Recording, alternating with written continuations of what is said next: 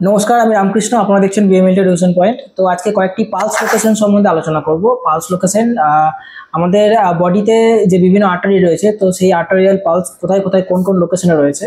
তো প্রথমে আমি বলবো যে আমাদের মেনলি পালস যখন দেখে সেটা হচ্ছে আমাদের রেডিয়াল পালস, যেটা হচ্ছে আমাদের এই যে রেডিয়াস যে রয়েছে, রেডিয়াস আলনা, সেই রেডিয়াসের পাশে ঠিক রেডিয়াল পালস, এবং তার ঠিক পরেই রয়েছে আমাদের ব্রাকিয়াল পালস। পরে মানে আগে রয়েছে, কিন্তু এটাকে আমরা পরেই বলতে পারি যে এটা হচ্ছে ব্রাকিয়াল পালস। এখানে আমাদের ব্রাকিয়াল পালস দেখা হয়।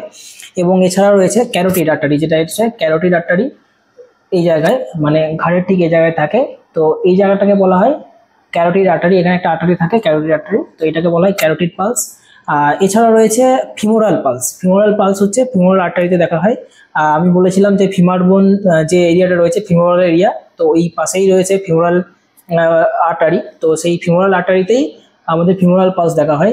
এছাড়াও আরেকটা রয়েছে পপলিটিল আর্টারি, যেটা হচ্ছে আমাদের যে হাঁটু রয়েছে, হাঁটুর উল্টো দিকে যে অংশটা, সেই জায়গাটায় রয়েছে পপলিটিল আর্টারি। তো সেখানে হচ্ছে পপলিটিল পালস।